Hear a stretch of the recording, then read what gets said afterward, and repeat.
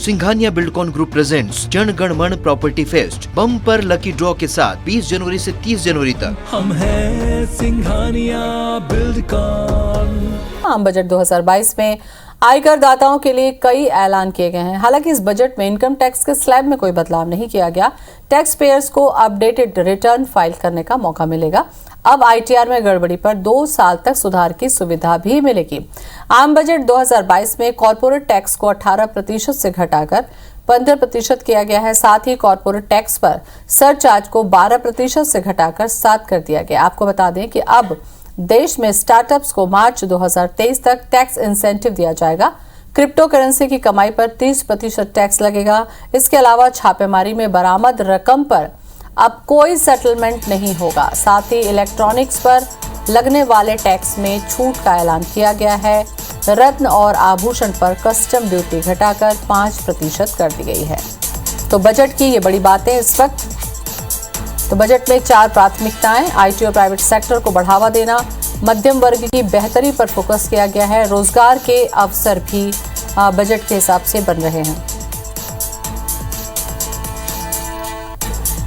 हमारे साथ हमारे संवाददाता सुधीर दंडोतिया जुड़ चुके हैं। सुधीर, बजट को अगर देखा जाए तो इसमें आम लोगों के हितों पर ज्यादा फोकस किया गया है।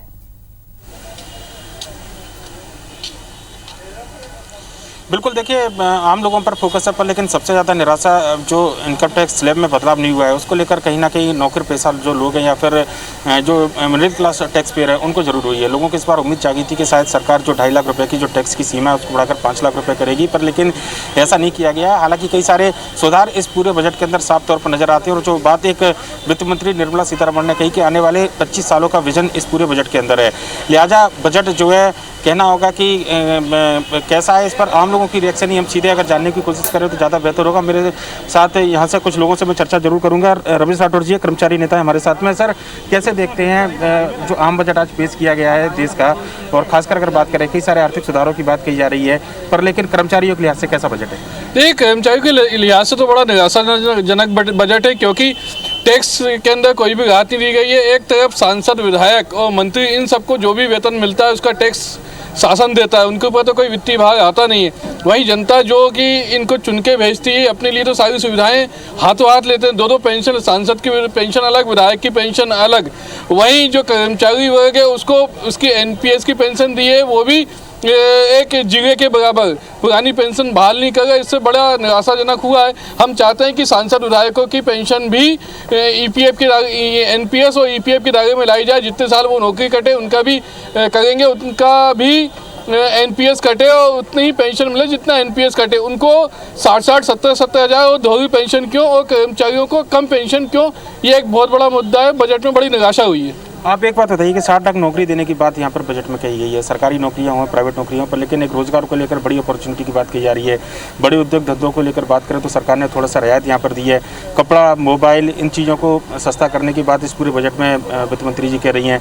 और खासकर अगर बात करें तो जो टेक्नोलॉजी है उस पर सरकार का ज़्यादा फोकस है, क्योंकि इस बार देखने में आ जाए कि डिजिटल विद्यालय की बात करें या फिर खेती में टेक्नोलॉजी की बात करें, टेक्नोलॉजी को सरकार बढ़ावा दे रही है। कैसे देखते हो, खासकर रोजगार को लेकर जो 60 लाख नौकरियों की जो घोषणा है सरकार की इस पूरे बजट में? देखिए, सबसे बड़ी बात है कि सरकारी नौकरी से अच्छी कोई भी नौकरी नहीं होती। जितना भी निजीकरण और प्राइवेटाइजेशन हो रहा है, इसमें जो पूंजीपति और उद्योगपति हैं ये अपनी मनमर्जी के माफिक नौकरी पर रखते हैं और जब चाहे निकाल देते हैं। ये जो जब तक सरकारी नौकरी नहीं निकलेगी, एक शासन को एक आदर्श नियोक्ता माना जाता है। आदर्श नियोक्ता शासन ही होता है। बाकी जो अभी जितने भी उद्योगों की रोजगारों की घोषणा की है केवल दिखावा है, छलावा है। लेकिन कहीं ना कहीं यदि रोजगार भी मिल रहा है तो लोगों को भूखे पेट में भरने की एक छोटी सी आशा तो है।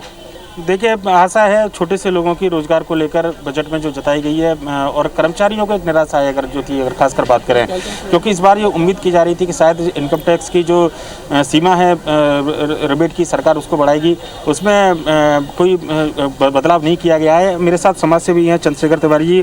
सर, कैसे देखेंगे पूरे बजट को? सरकार जो डिजिटलाइजेशन की बात कर रही है, 5G टेक्नोलॉजी इस साल शुरू की जाएगी, साथ ही साथ उद्योग धंधों को बढ़ावा देने की बात की जा रही है बजट के अंदर, शिक्षा को लेकर ई-शिक्षा नीति की बात यहाँ पर कही जा रही है, कैसे देखते हैं? देखिए, जिस प्रकार से सरकार ने बजट लाया है और आप जिस प्रकार से बता रहे हैं कि उद्योग धंधों को बढ़ावा दिया जाएगा, ई टेक्नोलॉजी को आप बढ़ावा दें, सबको बहुत अच्छी बात है। लेकिन किसी भी प्रकार का भार जनता के ऊपर ना आए, ये सोचना चाहिए था।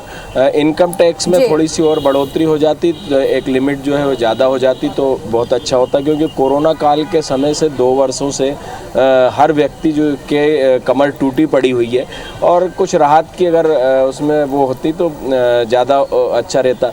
रही बात उद्योग धंधों की, उद्योग धंधे लगेंगे तो उद्योग धंधों को भी जो है सरकार को अपनी अंडरटेकिंग में लेना चाहिए। आजकल जिस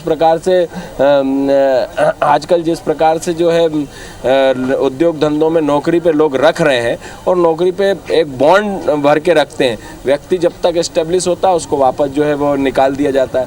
तो हम लोग यही चाह रहे हैं कि क्या कहते हैं, अगर अच्छा बजट होता तो इसका सभी लोग सम्मान करते। बिल्कुल देखिए, अच्छा बजट होता, कुछ और उम्मीदें की जा रही थी बजट को लेकर, पर जो बात कही जा रही है कि शायद इनकम टैक्स स्लैब में बदलाव की बात है, उसको लेकर लोगों को काफ़ी ज़्यादा उम्मीद थी। हालांकि कई सारे प्रावधान, अगर मध्य प्रदेश के लिहाज से देखें तो मध्य प्रदेश के लिहाज से बजट में कई सारी चीज़ें की गई है। केन बेतवा लिंक परियोजना एक बड़ी परियोजना है जो बुंदेलखंड की तस्वीर बदलने के लिए काफ़ी है, और उसके लिए 1400 करोड़ रुपए का प्रावधान इस पूरे बजट में देखने को मिला है। और जो लोग हैं, आपने देखा आज का बजट क्या है कैसा? बिल्कुल सुधीर।